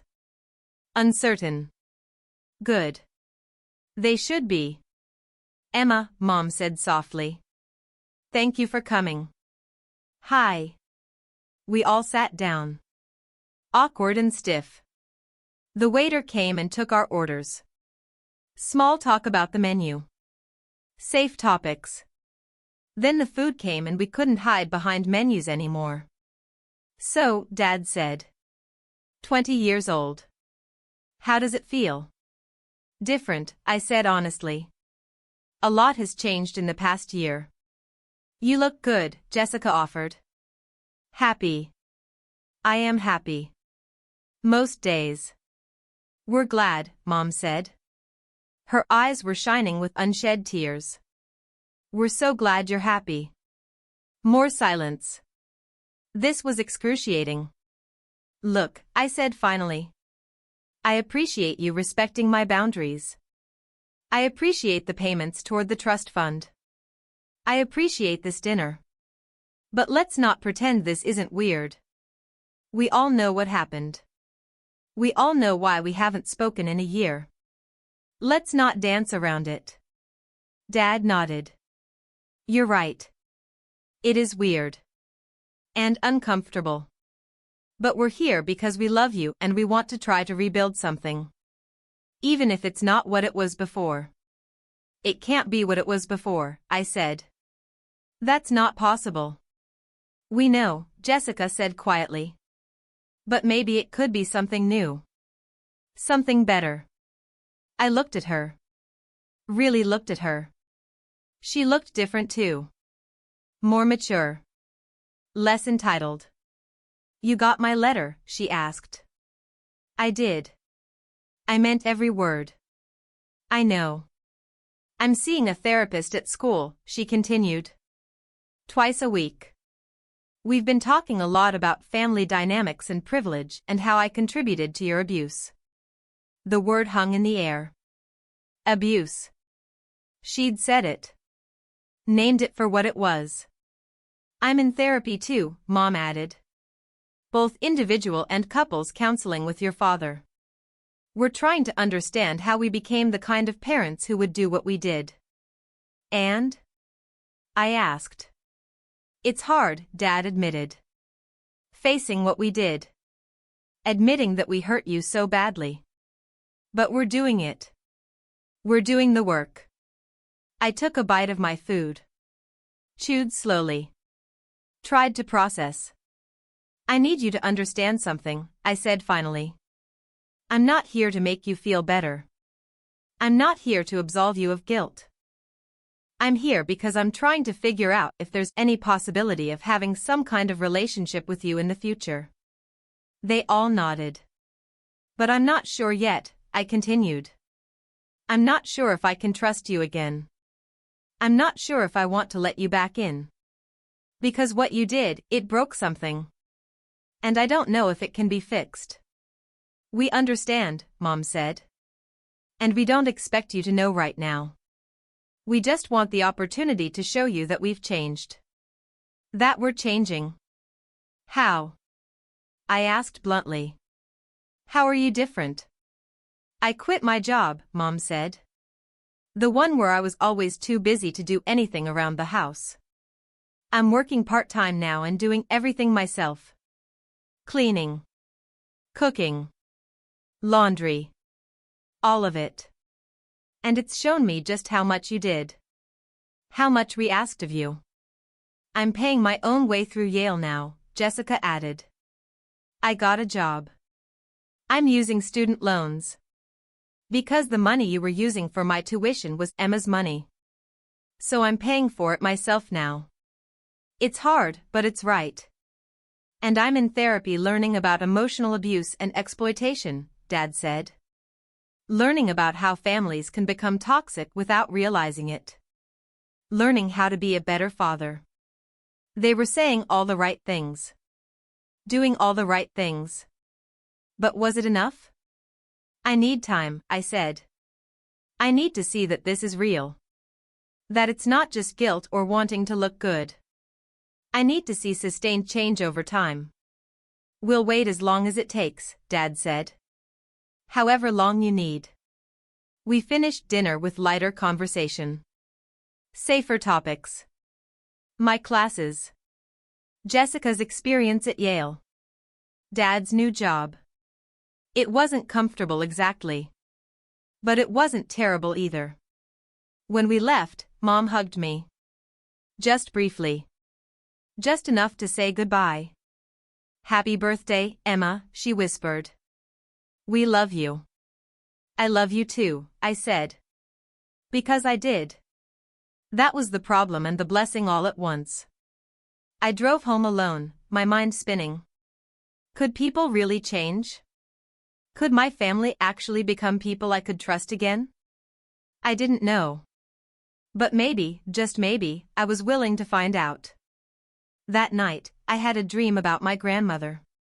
We were sitting in her cabin, drinking tea, watching the sunset through the window. "You did good, Emma," she said. "I'm proud of you." "Was I too hard on them?" I asked. She smiled. "You were exactly hard enough. You protected yourself. You stood up for yourself. You took back what was yours. That's not cruel. That's survival. But I still love them. Even after everything." "Of course you do. They're your family. Love doesn't just disappear because people hurt you. Sometimes you love people from a distance. Sometimes you love people while also protecting yourself from them." "What should I do now?" "Whatever feels right to you. Trust your gut. Trust yourself. You've earned that right." I woke up feeling peaceful. Like my grandmother had actually been there. Actually given me permission to feel however I felt. The next few months followed a pattern. Occasional phone calls with my parents. Brief. Surface level. Testing the waters. A few more dinners. Always in public. Always on my terms. Slowly, very slowly, building something new. It wasn't the family I used to have. It wasn't the relationship we'd had before everything fell apart. But it was something. Jessica and I texted sometimes. She'd send me pictures of her campus or tell me about her classes. I'd send her pictures of the house or the cabin. Small connections. Baby steps. Mom invited me to lunch one day. Just the two of us. I almost said no. But something made me say yes. We met at a little cafe. Sat outside in the sunshine. "I've been wanting to talk to you," Mom said. "Really talk. Not just surface conversation." "Okay. I want to explain something. Not as an excuse. Just as context." I waited. "When your grandmother died, I was struggling," she said. "With depression. With feeling inadequate. Your father and I were having financial problems. Jessica was in her difficult teenage phase. And I couldn't cope." She took a shaky breath.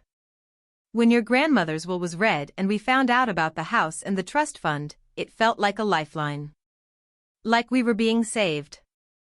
And instead of seeing it as your inheritance that we were meant to protect, we saw it as our salvation." "That doesn't make it right," I said. "I know. I know it doesn't. But it explains how it started. How we justified it. We told ourselves we were keeping it safe for you. That we'd give it all to you when you were ready. But you didn't. No. Because then we got comfortable. Then we got used to the lifestyle. Then we started to believe we deserved it. And you were so helpful. So kind. So willing. And instead of appreciating that, we exploited it." She was crying now. Not the manipulative tears I'd seen before. Real tears. Painful tears. "The worst part is, I don't think I would have ever stopped. If you hadn't exposed us, we would have just kept taking. Kept using you. Until we'd destroyed you completely." "You almost did," I said quietly. "I know. And I'm so sorry. So incredibly sorry." We sat in silence for a moment. "The person I was for those 3 years," she continued, "she's not who I want to be. She's not who I thought I was. And I'm spending every day trying to make sure I never become her again." "How do I know that's true?" I asked. "How do I know you're not just saying what I want to hear?" "You don't," she said honestly. "All I can do is show you. Through actions. Over time. I can't prove it with words. Only with sustained change. That was fair. I need you to understand something too, I said. I'm not the same person I was a year ago. I'm not that quiet, obedient girl who did whatever you asked. I've found my voice. I've found my strength. And I'm never giving that up. I don't want you to, Mom said. The woman you've become is incredible. Strong and brave and independent. That's who you're supposed to be. Even if that means I don't forgive you? She flinched but nodded. Even then. Your healing is more important than my forgiveness. We finished lunch and parted ways. And I realized something. My mother was actually trying. Really trying. It didn't erase what happened. It didn't fix everything. But it was something. 2 years after the party, I stood in the backyard of my house, the house that no longer felt haunted by the past, and looked around. I'd transformed it completely. New paint. New furniture. New decorations. Nothing remained of the house my parents had created. This was my house now. Fully and completely. I'd also finished my GED and enrolled in community college. Studying math and computer science. Thinking about transferring to a 4-year university eventually. I had a part-time job at a bookstore. Not because I needed the money, the trust fund, once recovered, was substantial. But because I wanted to. Because I liked the structure and the social interaction. I had friends. Real friends who knew my story and supported me. I had therapy every week. Working through trauma. Learning healthy boundaries. Building self-esteem. I had a life. My life. Not the life someone else wanted for me. Not the life I was forced into. My actual life. And it was good. My phone rang. It was Dad. Hey Emma. Are you busy? Not really. What's up? We were wondering if you'd like to come to the apartment for dinner. Nothing fancy. Just the 4 of us. Mom's cooking. The apartment. I'd never been there. Had kept my distance from their new space. I don't know, Dad. I understand if you're not ready. But we'd really like to see you. And we thought maybe it was time to show you that we're really living differently now. That we've changed our lifestyle to match what we can actually afford. I thought about it. 2 years. 2 years of slowly rebuilding. 2 years of them respecting my boundaries. 2 years of consistent effort. Okay, I said. I'll come. Really? Yeah. What should I bring? Just yourself. That's all we want. The apartment was small. Modest. Nothing like the house they'd lived in before. But it was clean and cozy. Filled with the furniture they'd kept. Some of my grandmother's things that they'd managed to save. Mom greeted me at the door. Emma. Thank you for coming. She looked different. Lighter somehow. Like a weight had been lifted. The dinner table was set. Nothing fancy. Just regular plates and regular food. We sat down together. The 4 of us. A family. A broken family. A healing family. But a family nonetheless. This is nice, I said, looking around. The apartment. It's home, Dad said. Small, but home. And we did it ourselves. No help. No exploitation. Jessica laughed. It turns out housework is actually hard. Who knew? I did, I said dryly. I tried to tell you. You did. We just didn't listen. We ate together. Talked. Laughed sometimes. It was still awkward in places. Still painful in others. But it was real. Honest. After dinner, Mom brought out a cake. Chocolate. My favorite. We missed your birthday last year, she said. And the year before that. And the 3 years before that. We have a lot of birthdays to make up for. There were tears in her eyes. So this cake is for all of those birthdays. All the celebrations we missed. All the moments we weren't there for. I felt my own eyes fill with tears. Thank you, I whispered. We ate cake. Told stories. Some from before everything fell apart. Some from the past 2 years. Building a new history.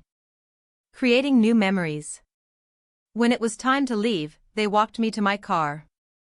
Emma, Dad said. I know we've said it before, but I need to say it again. We're sorry. For everything. And we're grateful that you're giving us this chance. I'm not saying everything is fixed, I said carefully. Or that we're back to normal. Because we're not. We'll never be back to what we were. We know, Jessica said. But maybe we can be something better. Something healthier. Maybe, I agreed. We'll see. I drove home that night feeling something I hadn't felt in years. Hope. Not certainty. Not trust. Not complete forgiveness. But hope. Hope that maybe, someday, we could have a relationship that worked. Hope that maybe, someday, the wounds would fully heal. Hope that maybe, someday, we could be a family again. A different kind of family. A healthier kind. But a family. 3 years after the party, I sat in my therapist's office for what she said might be one of our last regular sessions. You've come so far, she said. When you first came to me, you were raw. Hurting. Confused. And now look at you. I still have bad days, I admitted. Everyone does. But you've built a life for yourself. You've set healthy boundaries. You've allowed yourself to heal while also leaving the door open for reconciliation. That takes incredible emotional maturity. So what now? Now you live. You continue building your life. You maintain your boundaries. You stay true to yourself. And you decide, day by day, what level of relationship you want with your family. What if I decide I don't want a relationship with them? Then that's valid too. You don't owe them anything, Emma. Not forgiveness. Not reconciliation. Not a relationship. Whatever you choose, it's the right choice for you. That freed something in me. The knowledge that I didn't have to forgive them. That I could choose to walk away permanently and that would be okay. But also that I could choose to let them back in, little by little, and that would be okay too. I got to choose. That was the power I'd taken back. I graduated from community college with honors. Got accepted to a 4-year university with a full scholarship. This time, no one made me turn it down. This time, I got to go. My parents came to my graduation. Sat in the back. Didn't make a fuss. But they were there. Afterwards, they gave me a card. Inside was a check. For the exact amount they still owed on the trust fund. We paid it off early, Dad said. Took on extra work. Cut expenses. But we did it. Every penny is paid back. I stared at the check. 3 years. They'd paid back everything in 3 years. Thank you, I said. It's not enough, Mom said. It doesn't make up for what we took. But it's something. It is something, I agreed. We had dinner together that night. At a restaurant. Nothing fancy. And for the first time in years, it felt almost normal. Almost like a family. For years after the party, Jessica graduated from Yale. She asked me to come to her graduation. I went. Watched her walk across the stage.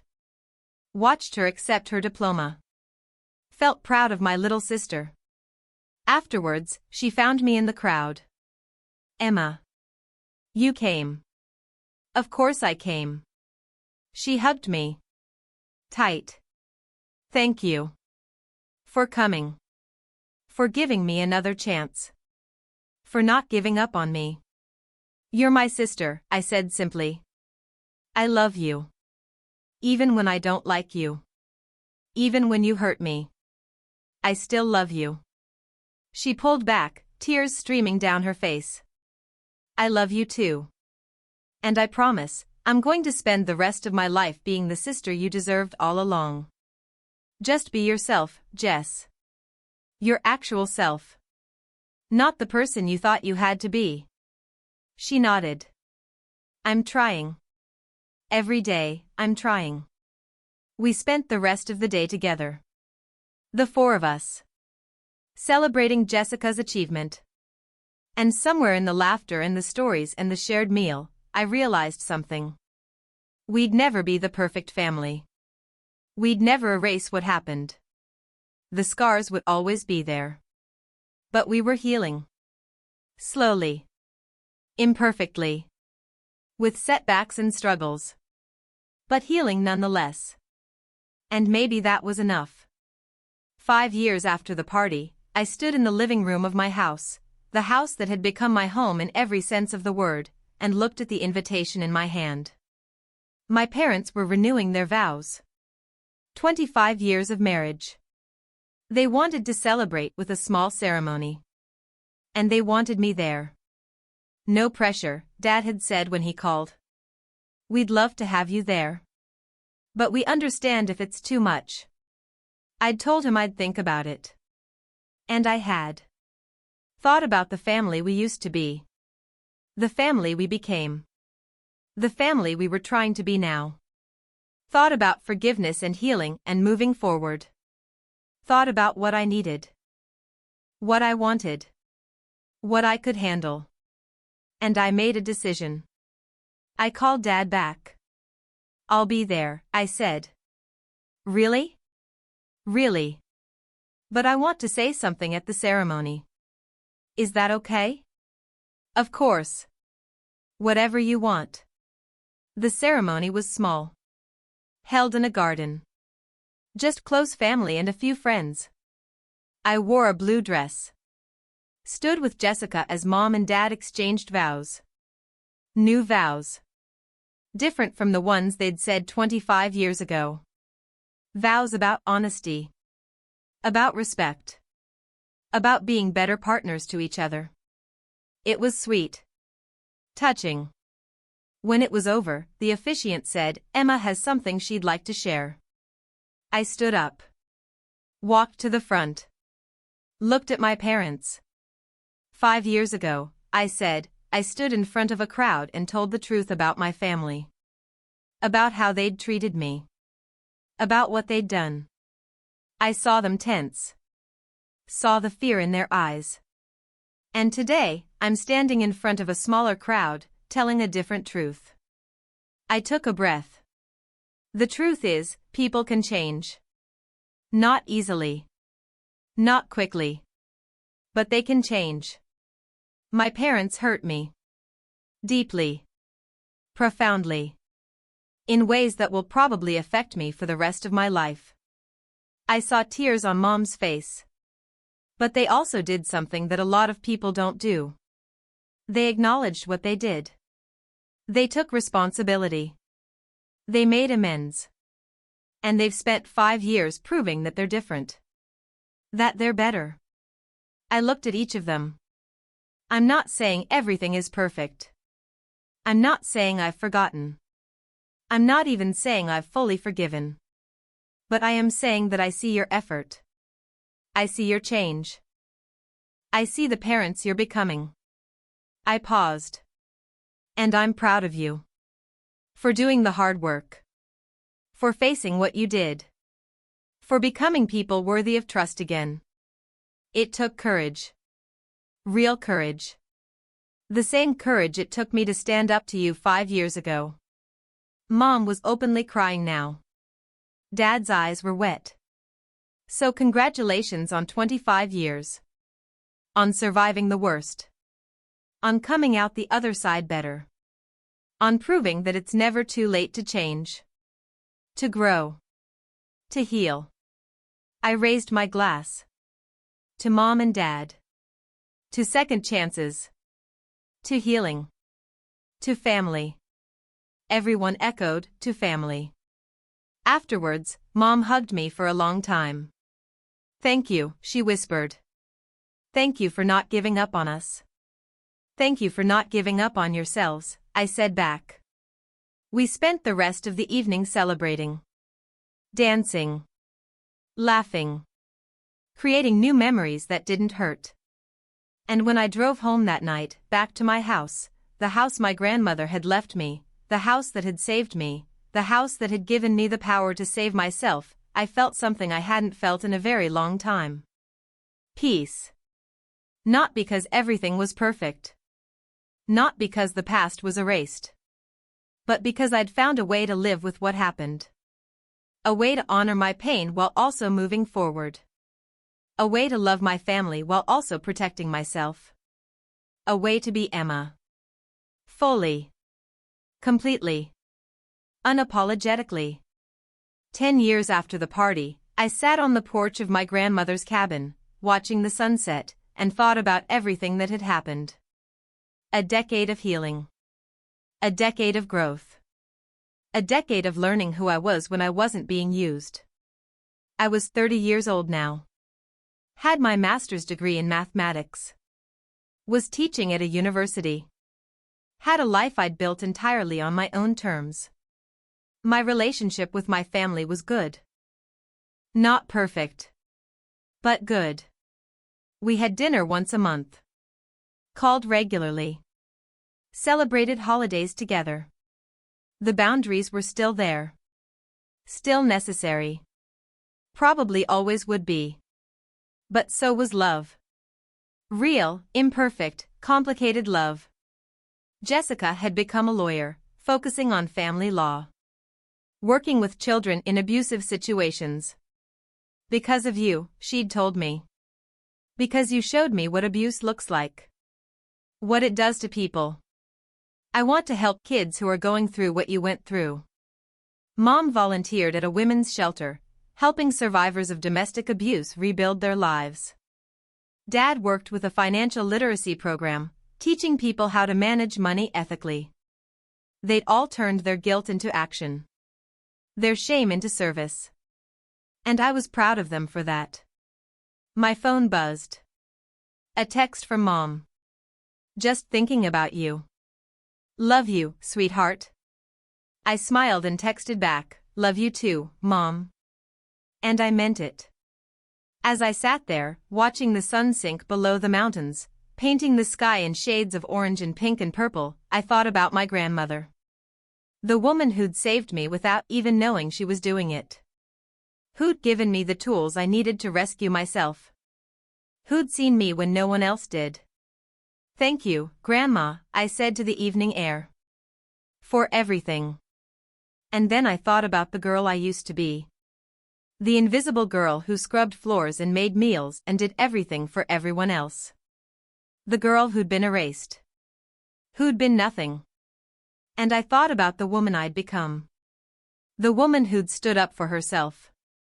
Who'd taken back her power. Who'd refused to be invisible anymore. I'm proud of you, I said to that younger version of myself. You survived. You fought back. You won. Because I had won. Not by destroying my family.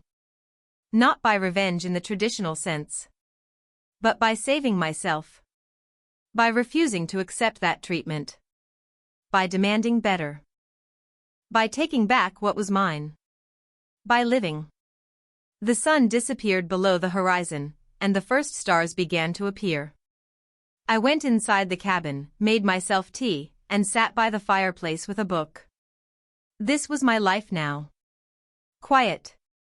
Peaceful. Mine. No one telling me what to do. No one using me. No one making me invisible. Just me. Living the life my grandmother wanted me to have. The life I'd fought for. The life I deserved. And as I sat there, in my cabin, in my peace, in my hard-won freedom, I finally understood something. The best revenge isn't destruction. It's living well. It's taking back your power and using it to build something beautiful. It's refusing to let the people who hurt you define who you become. It's healing. Growing. Thriving. It's standing up and saying, I matter. My life matters. My happiness matters. And then proving it. Every single day. That's what I'd done. That's what I was still doing. And I would keep doing it. For the rest of my life. Because I was Emma. Not the maid. Not the servant. Not the invisible girl. Just Emma. And that was enough. That was more than enough. That was everything.